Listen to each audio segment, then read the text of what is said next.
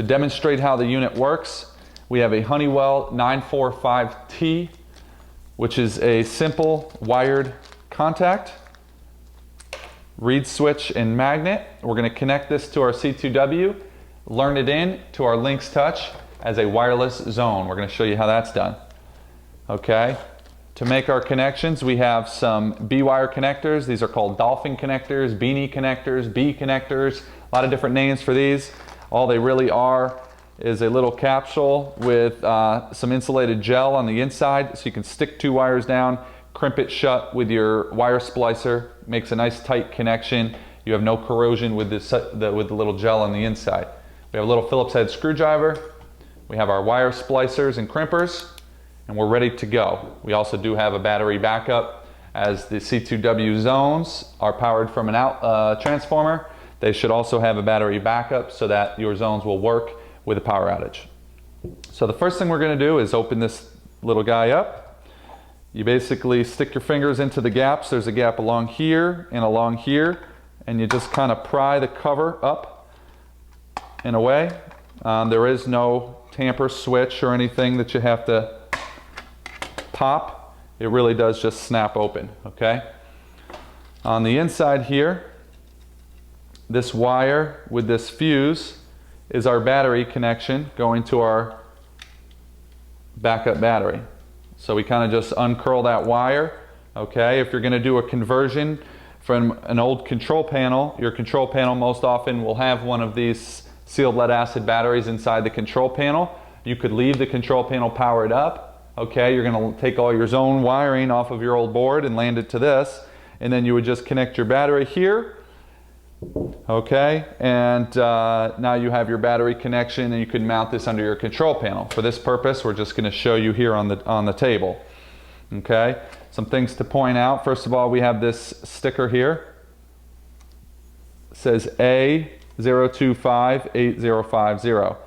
This, if you've ever done any Honeywell wireless programming, will be very familiar to you. It's the 7-digit serial number, okay? And there are 9 available zones on this unit. It'll start 8051 and advance up a digit, 8052, 3, 4, 5, and so on, up to 8059 if you're going to use all 9 zones. This strip of screw terminals on the side, okay, we have ground and 15.5 volts in. That's going to be used to connect our transformer wiring to our 5800C2W. And then we also have a 12-volt aux and a ground, okay? So if you're connecting anything other than door contacts, so if you're connecting motion detectors or glass break detectors, devices that require 4 wires, 2 for data, 2 for power, you need power, okay? Most control panel boards have an auxiliary power output. When you hook up a motion detector, you connect 2 of the wires to the zone wiring. You connect the other 2 wires to the aux power of the panel. Now that we're going to be taking all our zones off of our old panel and connecting to here, if you're going to do a motion or a glass break, you use these 2 terminals, 12-volt aux and ground, okay? And those 2 terminals will provide you the power needed to power your motions and your glass breaks, all right? So it's a very handy little device. A lot of converter units out there on the market from other companies do not have that auxiliary power, so you can't really use any 4-wire devices. Okay, one thing to note is that we do not recommend using this with smoke detectors, okay? So if you had old hardwired smokes, I recommend you replace them with new wireless smokes. Do not connect smoke detectors or heat sensors to this device. You'll see on the front cover, you have a nice handy explanation of each terminal, each LED, and then the switches on the top, okay? So now we're going to show you how to use this device. What we're going to use is, we have a little jumper wire, okay? This jumper wire is 22 gauge wire, very similar to most wiring you'll see on every alarm system you're dealing with. So when you're doing your converter or your conversion from wired to wireless, you'll see a lot of wiring like this. It's 22 gauge, that's the thickness of the wire. Okay, and this is a 2-conductor wire, so you have your black and your red connections. What we're going to do first is connect this to our 945T contact. A 945T, all it is a mercury reed switch inside of this unit. okay, you have a matching magnet. When the door or the window is closed, the magnet is in line with the sensor and the zone is happy. If the door or window opens, the magnet is pulled away, the sensor is faulted, and the zone is triggered for an alarm. So we're going to use this as our demonstration of a wired zone. So we take our flathead screwdriver and we connect our zone wiring. All we're doing, very simple connection. We're plugging in one wire into one screw terminal and screwing it down tight. Okay, and we're taking our other wire to the other opening screw, screw it down tight.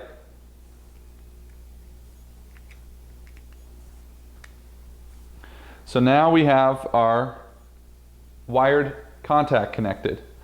We can set this aside for a minute. On the other end, we need to connect to any of the zone terminals along the bottom. We have a Z1 and a ground, a Z2, a Z3 and a ground, a Z4, a Z5 and a ground, a Z6, a Z7 and a ground, a Z8, a Z9 and a ground. So you'll notice each set of zones share a ground. So zone 1 and zone 2 share a ground, zone 3 and 4 share a ground, zones 5 and 6 share a ground, zone 7 and 8 share a ground, zone 9 gets its own ground.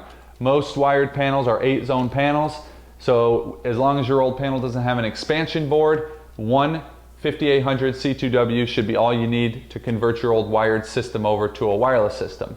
If you need additional zones, you can use additional 5800C2Ws. So we're going to connect to zone 1. When we make our connection from our zone to our 5800C2W, a resistor will need to be used. Okay? Most control panels use resistors. You may come across yours doesn't have a resistor. If it's not at the control panel, okay, the resistors might also be out in the field. It can be very hard to find those resistors, and it can be hard to know the value of those resistors. The beauty of this little module is that it has a button that will auto-calibrate and determine the specific resistor value of any zone connected to it so that you don't have to replace all your resistors. It's a very nice little feature that Honeywell added. Okay, your resistor values do need to be between 1K and 10K, but as far as I know, I don't know any system that would use a resistor outside of those values. So for our demonstration, we're not converting an actual zone over, we're just adding a zone. Therefore, we need to add a resistor. It does not work if there's no resistor added. So we get a strip of 8 resistors with every 5800C2W because Honeywell doesn't know if you're converting something over or you're dealing with raw wiring with no resistors. A resistor looks like a little diode, okay, with 2 wires on either end. We're going to run our resistor in series, okay, with one of our zone wires. So we're just going to wrap the wire around the resistor leg. We're going to stick it into our little B connector. Okay, so we shove it up into there, makes a nice solid connection, and then with our wire crimps at the end, or wire strippers rather, with our wire strippers at the end, there's a little crimping tool, and you just press down all the way down the body of the B connector. This establishes a nice tight connection between our resistor and our zone. You'll see these in a lot of panels. Nice professional installation there. So now we have our 2 legs to land to our zone. We're going to land one side to the ground, which is one side of zone 1. Okay, and then we're going to take our resistor and wire it in to Z1. Okay, so now we have our zone with our magnet wired to our converter unit. All right, so with that, we are ready to connect our transformer. So we have another strip of wiring here, okay, and We have pre-stripped it. This transformer, you do need to observe polarity. We have a plus terminal and a negative terminal. We're going to use the plus terminal for our red positive wire. We're going to screw it down nice and tight. And we're going to use our black wire for our negative terminal. So we're just fish hooking those wires around each terminal, screwing it down tight so when you tug on it, nothing's coming loose. This will get plugged into our wall outlet. The other end, we're going to land our positive red wire to our 15.5 volt in terminal. Conveniently labeled for you, so you know exactly what you're connecting. We're connecting our 15.5 volt positive wire, and we're connecting our negative ground wire. Okay, those wires are in there nice and tight. Now we are ready to power up. We plug our transformer in and we'll see some lights pop on the board. Okay, these indicator LEDs show you whether or not the zones are calibrated with the top light. If they were not calibrated, this would not be green, it would be red, and then you could press the calibration switch and it would auto-calibrate the resistor value. Because we used the resistor that came with the unit, there was no calibration needed. This green light indicates power, AC power. It's green, letting us know that we've properly connected our power. This third light is yellow, indicating a low battery. We have yet to connect our battery, which is why it's showing that. We have purposely left that off to show you something on the panel in a second. And then finally, blinking light is a data transfer. If this unit was trying to send a signal, if you notice, it'll flash when I fault the device. It's trying to tell some sort of control panel, whatever it's connected to, that something's going on. All right, so those are the LEDs, these switches. This switch on the right is not used. Switch SW2 is the one for the calibration. This wire along the top and the side is the wireless antenna.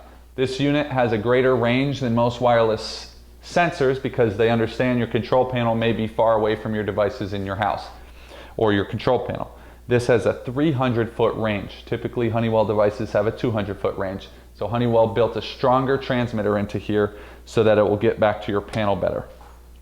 Okay, there is a little mercury reed switch on the right. When the cover is on, okay, you have this little plastic piece with a metal or with a magnet. So what you do for that is you can see there's two little notches or two little tabs that fit into two little notches, and then you snap it down into place so that when the cover's on properly, the magnet is in line with the reed switch.